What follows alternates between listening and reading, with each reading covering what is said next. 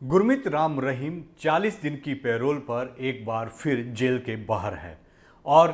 दोबारा कहीं ना कहीं उसकी पैरोल को लेकर हरियाणा से लेकर पंजाब में विरोध हो रहा है। होगा भी क्यों नहीं, क्योंकि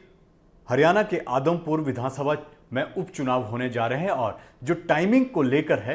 कि बाबा को पैरोल मिली है और उस टाइमिंग को लेकर जो है वो सवाल खड़े किए जा रहे हैं। जैसे ही गुरमीत राम रहीम को पैरोल मिलती है और उसे उत्तर प्रदेश के जो आश्रम है वहां पर रखा जाता है और जैसे वो आश्रम में पहुंचता है तो सबसे पहले एक वीडियो संदेश जो है अपने अनुयायियों के लिए जारी करता है। वो उसमें बताता है कि वो पहले भी सोशल मीडिया के जरिए लोगों से मिलता है और आज भी जब वो पैरोल पर बाहर आया है तो वो लोगों से मिल रहा है और उन्हें आशीर्वाद दे रहा है और वो साफ तौर पर कह रहा है कि आने वाले दिनों में वो सोशल मीडिया के जरिए अपने लोगों से मिलेगा और वही सिलसिला देखने को लगातार मिल रहा है। हरियाणा के कई जिलों में जो है वो लगातार सोशल मीडिया के जरिए सत्संग यानी कि अपने अनुयायियों को जो है वो संदेश देने की कोशिश कर रहा है और उसको लेकर भी विवाद खड़ा हो गया है कि किस तरह से एक बलात्कारी बाबा जब बाहर आता है तो वो किस तरह से सत्संग कर सकता है, वो भी सोशल मीडिया के जरिए। और उसमें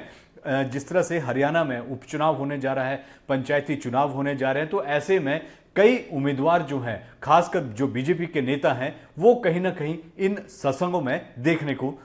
मिल रहे हैं और उसी को लेकर जो है विवाद खड़ा होता हुआ नजर आ रहा है।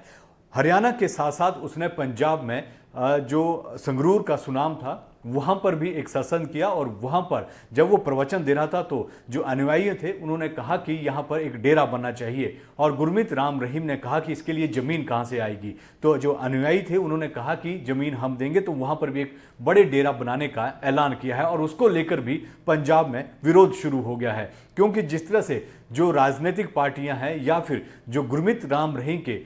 विरोधी हैं वो साफ तौर पर कह रहे हैं कि गुरमीत राम रहीम पंजाब में कहीं ना कहीं उसका विरोध होता आया है कि जिस तरह से उसने सिख धर्म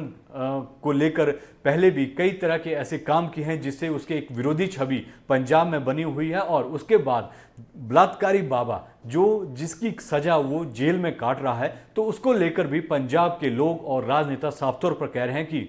एक बलात्कारी बाबा का डेरा जो है वो पंजाब में बनने नहीं दिया जाएगा। लेकिन गुरमीत राम रहीम उसके बावजूद ये अनाउंसमेंट करता है कि वहां पर एक डेरा बनेगा और उसके लिए जो जमीन है वो उसके अनुयायी वहां पर खरीदेंगे। अब देखना होगा कि पंजाब में जिस तरह से उसका विरोध बढ़ता जा रहा है, सारे राजनीतिक दल जो हैं वो कहीं ना कहीं विरोध कर रहे हैं, तो अब देखना होगा कि ऐसे में जो सुनाम में एक बड़ा डेरा बनना है तो उसमें किस तरह की राजनीति जो है वो आने वाले दिनों में देखने को मिलती है। वहीं अगर दूसरी तरफ देखा जाए तो गुरमीत राम रहीम जब प्रवचन दे रहा था तो उसमें यह कहा जा रहा था कि हनीप्रीत जो उसकी मुंह मेली बेटी थी वो उसका नाम भी जो है कहीं ना कहीं अब बदल दिया गया है, अब उसका नाम रूहानी दीदी कर दिया गया है। और गुरमीत राम रहीम जब सोशल मीडिया के जरिए प्रवचन दे रहा था तो उसने कहा कि ये जो उनके अनुयायी हैं उनकी ये मांग थी कि हनीप्रीत का नाम जो है वो बदला जाए, दीदी दीदी जो है वो बहुत सारे वहाँ पर हैं तो उसका एक खास नाम रखा जाए, तो इसलिए उसका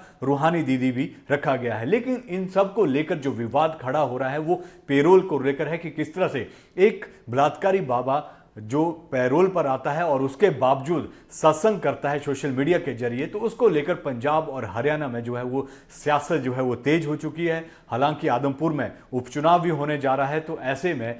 गुरमीत राम रहीम को लेकर पंजाब और हरियाणा में सियासत देखने को मिल रही है।